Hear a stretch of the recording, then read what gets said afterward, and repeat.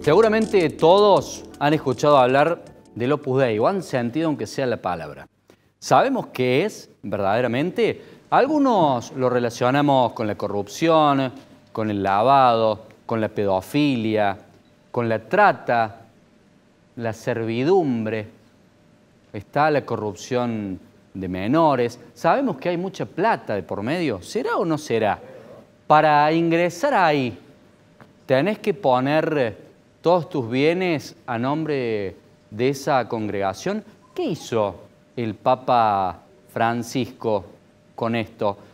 Paula Vistagnini es la autora de Te serviré, un libro en donde investiga todo esto desde la década del 50. Con ella vamos a hablar de todo esto y algunas preguntas más que seguramente van a ir surgiendo de la charla. Paula, muy buenas noches, ¿cómo estás? Gracias por este contacto con nosotros. ¿Qué tal? Buenas noches, ¿cómo estás? Muchísimas gracias por el interés, por el libro, por la investigación. Bien, un placer. Lo va a estar presentando nuevamente, no recuerdo si es el 1 o 2 de mayo. Sí. Paula, para empezar, ¿podés explicarnos primero qué es el Opus Dei?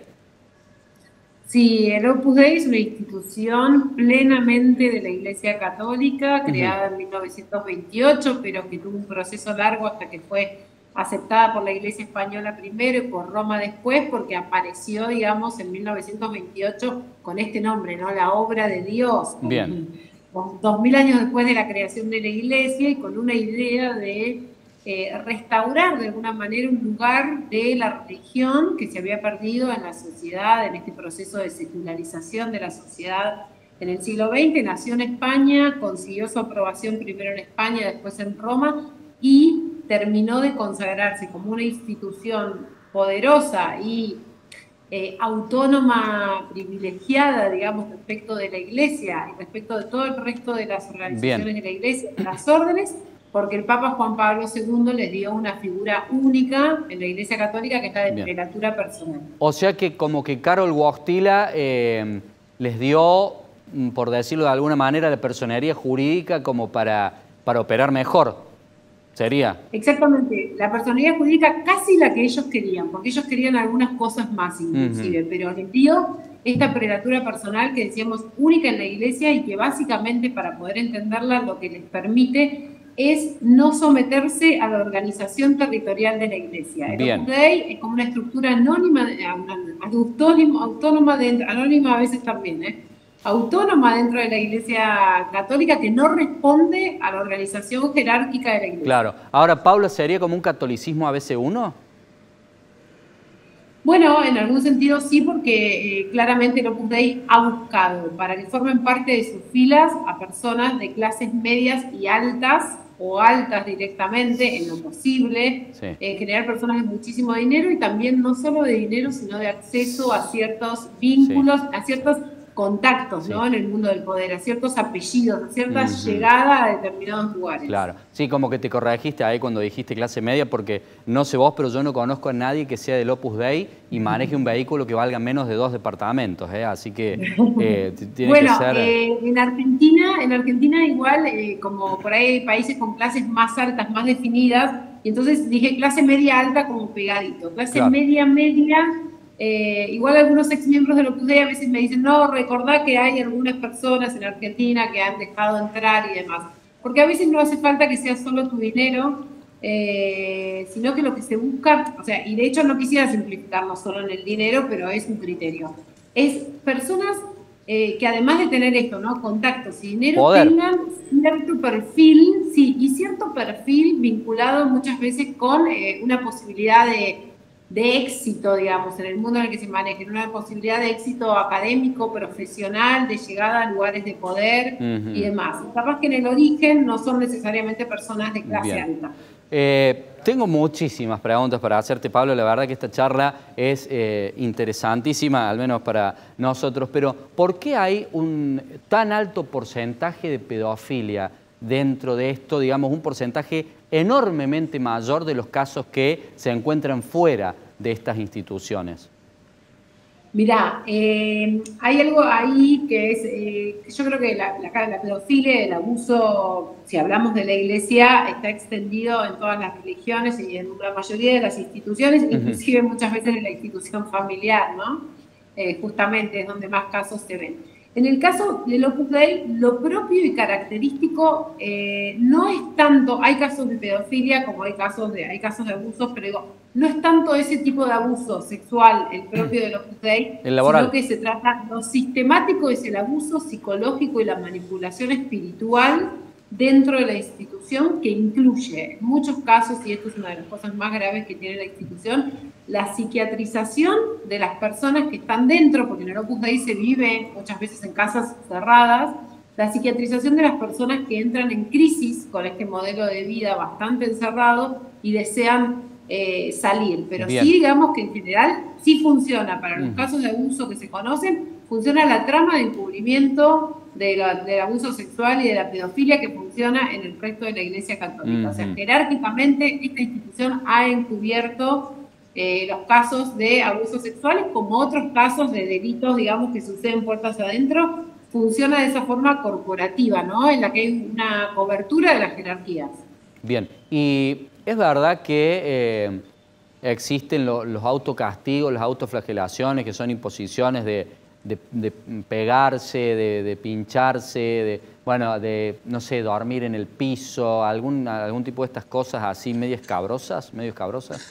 Sí, sí, son prácticas que a la mayoría de las personas nos resultan extrañas e inclusive no terminamos de entender para qué sirve, ¿no? ¿Por qué hacer eso? En el Opus Dei, como en otras organizaciones religiosas, solo que órdenes religiosas católicas, digamos, se usan este tipo de prácticas que ya casi no existen. ¿Y no será para todavía vulnerar la autodeterminación de la persona? Bueno, hay algo que tiene que ver con eso que decís, que tiene que ver con que si vos controlas tu cuerpo, controlas tu mente, ¿no? Entonces, de alguna manera, el someter, con una cuestión sexual también, de represión sexual, por supuesto, ¿no? Muy fuerte. Y estas prácticas, lo llamativo quizás dentro del Opus Dei, el Opus Dei tiene como una pirámide en la que tenemos arriba una élite, una jerarquía de curas, y luego son miembros laicos. ¿Qué son personas laicas? Que no son ni curas ni monjas. Son numerarios, numerarias, que hacen compromiso de castidad, de pobreza y de obediencia. Viven en casas del Opus Dei y estos miembros son los que tienen estas prácticas de autoflagelación que implican el uso de la disciplina, que es lo que está en la tapa del libro que estamos viendo ahora, que es como un látigo, sí, con el que hay que pegarse una vez a la semana. Incluyen el uso de una liga metálica 2 horas al día, apretada a la pierna hasta el punto de que a veces puede sangrar. Eso es obligatorio, el uso del silicio, de la disciplina. Después tienen toda una serie de mortificaciones diarias que tienen que ver con privarse de cosas, con mantenerse de pie, con dormir en una tabla, ¿no? Las mujeres hasta los 40 años, dormir en una tabla, bañarse con agua fría, todas las mañanas, este tipo de cosas que van en este mismo sentido, en esta idea de que vos estás sufriendo apenas una parte de lo que sufrió Jesucristo y que a su vez estás sometiendo tu cuerpo a estas prácticas porque de esa manera lo dominás. Bien. Digamos, ¿no? Y evitas el deseo. Esto es una cuestión muy de represión sexual. Bien, qué maravilla. Te quiero consultar qué tratamiento impositivo tienen, porque acá, por ejemplo, en Córdoba, la Iglesia Católica, en Nueva Córdoba, que es el barrio más caro de nuestra capital, posee innumerables inmuebles ultra costosos y los alquila, por ejemplo, sin pagar impuestos. Tiene una gran cantidad de playas de estacionamiento que facturan millones por día y tampoco pagan impuestos. ¿Cómo es con todos estos inmuebles que tienen y que van obteniendo, corregime si es así, de los miembros? Sí, sí, la mayoría de la reproducción económica del Opus Dei, que se puede ver en la cantidad de propiedades que tiene todo el país, que son muchísimas, la mayoría de eso se ha conseguido a través de sus miembros, aunque también han conseguido, por ejemplo, su sede principal en la ciudad de Buenos Aires, que es en plena Recoleta, un edificio enorme, lo han conseguido por donaciones de dictaduras militares. Lanusse, en un caso, les donó el terreno, Videla les dio parte del financiamiento para construir su sede. El Opus Dei, como casi todas las órdenes de la Iglesia Católica y de otras religiones, y esto hay que decirlo porque no es un tema del Opus Dei, tiene asociaciones civiles. En el caso del Opus Dei, a su vez, ellos ocultan que esas asociaciones civiles son de ellos. Lógicamente, Entonces, la página 1 del son, manual. claro. O sea, ellos dicen que no poseen nada, que son pobres. De hecho, por definición, dicen, nosotros somos pobres, no tenemos nada. Lo que hacemos es dar un mensaje espiritual a miembros, a fieles de la prelatura, que siguen el mensaje del fundador, de Escrivá de Balaguer, y que forman asociaciones civiles y crean instituciones. Eso es una mentira completa. El Opus Dei es esas instituciones, tiene 20 asociaciones civiles por lo menos en la Argentina, que poseen, te diría que más de un centenar de propiedades que valen mucho dinero. Ninguno, yo digo a veces, ninguno es un buen ambiente. Sí, por supuesto. Ninguno es una cochera. Por supuesto. ¿No? Paula, específicamente sobre Argentina quería preguntarte. Sí. Además de la estrecha relación con el golpe eclesiástico, cívico, militar, ¿qué relación han ido manteniendo con los distintos gobiernos desde aquel entonces? Sí, ellos llegan a Rosario en la década del 50, el primer lugar en el que se instalan, se empiezan a expandir en el país. En la década del 60 empiezan a lograr cierto poder, también de la mano del gobierno de Onganía. Luego les empieza a ir mejor con las dictaduras militares por una cuestión de apellidos, ¿no? Apellidos militares, apellidos católicos, apellidos de alta sociedad, que estaban vinculados con esos gobiernos justamente. Y lo que logran ya en democracia es la inserción de cuadros, podemos decir, del Opus Dei, formados en la Universidad del Opus Dei, que es la Universidad Austral. La inserción, bueno, no solo formados ahí, en el Estado, en cuadros técnicos del Estado muy importantes y sobre todo en el Poder Judicial. Esos cuadros, pensemos que si entraron personas con 20 años que estaban estudiando a través de un sistema de pasantías que creó el ex procurador y el ex ministro de Justicia de la Corte, perdón, ex ministro de Justicia, ex juez de la Corte Suprema, Rodolfo Barra, en tiempos de Menem, creó un sistema de pasantías con la Universidad Austral por el que entraron muchísimos estudiantes entonces que hoy están en cargos altos de la justicia. Muchos también se fueron de los Opus Dei, porque los Opus Dei tiene una alta deserción. Pero bueno, con lo que estás contando, muy atractivo, ¿no es? Salvo que estés en la cúpula, muy atractivo no es, ¿no? Tiene como las dos caras, pero es cierto que todo este sistema de sometimiento a unas reglas muy estrictas suele ser muy abrumador para una persona, ¿no? Sostener eso a lo largo de muchos años de su vida. Bien. Entonces, sí, son muchos los casos de crisis realmente, de crisis de depresión y demás, muy graves en algunos casos, y personas que han salido, y otras que han encontrado ahí un lugar donde pueden ejercer también un poder que les interesa y se han quedado. ¿Cuál fue el conflicto que tuvieron con Jorge Bergoglio, como cuando de alguna manera les bajó un poquito el rango?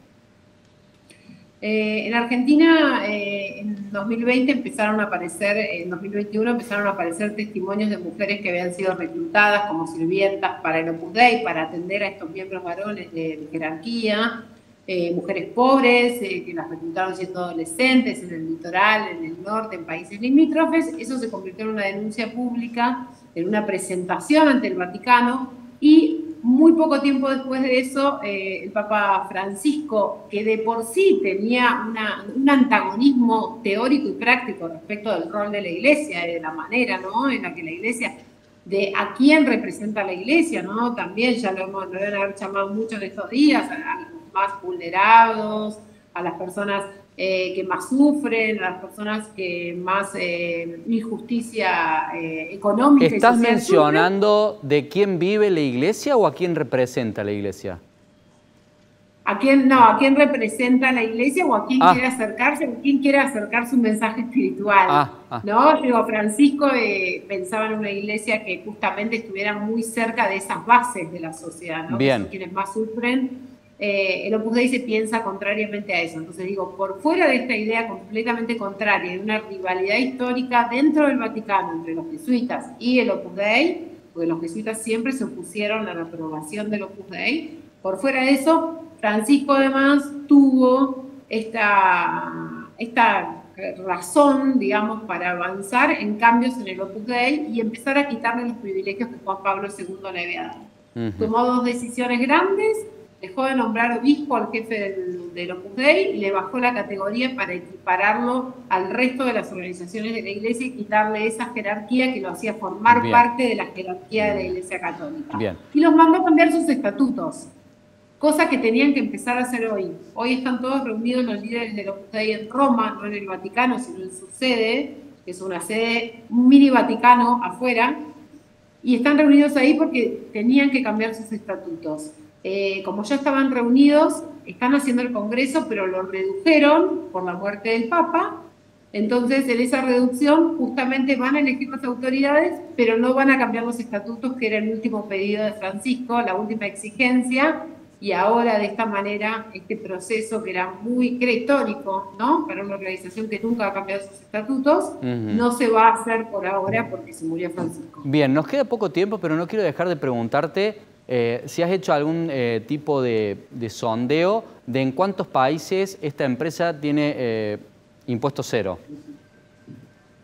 Bueno, en todos los países donde está presente se organiza a través de asociaciones civiles, y las asociaciones civiles, que es su forma de funcionar, las fundaciones, están exentas, ¿no?, de ciertos impuestos. Eso lo sabemos muy bien, así que, como te decía, el Opus Dei lo utiliza, esta figura, como la utilizan todo el resto de las religiones, pero claramente creo que en el Opus Dei se oculta la propiedad de eso de parte de la organización y se niega, aun cuando, bueno, yo en una investigación de las más grandes que publiqué, demostré con direcciones, con papeles con documentos y demás, y con testimonios, que todas estas asociaciones civiles, por ejemplo, la Universidad Austral, por decir algo, los 21 colegios que tiene el Opus Dei, en Córdoba tiene 3 de esos 21 colegios. Todos que esos todavía no son mixtos, vamos a decir. No, siempre tienen uno de nivel inicial mixto y después tienen primaria, secundario de mujeres, primaria, secundario de varones. Así es, los 21 colegios que tienen. Estos colegios pertenecen a una asociación civil, seguramente tengan una cuota muy cara, no te puedo decir el precio porque no lo chequeé últimamente, y esos colegios están a nombre de una asociación civil y no de una empresa, ¿no? Y no del Opus Dei, que también es una asociación civil. Están a nombre de una asociación civil de la que el Opus Dei se desliga y dice: eso no es mío, es una iniciativa privada de miembros fieles, laicos de la prelatura. Claro, testaferro le llamamos. Paula, te agradecemos por este contacto. Recordemos, por favor, si era 1 de mayo o 2 de mayo que haces la presentación. Muchas gracias. El 1 de mayo en la Feria del Libro a las 5:30 de la tarde, acompañada por Juan Luis González, un colega que viene publicando, que publicó el libro El Loco sobre la figura de Javier Milei, y ahora está publicando otro libro también vinculado con el presidente y con su hermana. Así que va a ser una conversación contemporánea. De Editorial Planeta. Paula, ha sido un placer este contacto. Quedan las puertas abiertas si venís a Córdoba, acá en nuestros estudios. Muchísimas gracias. Un placer.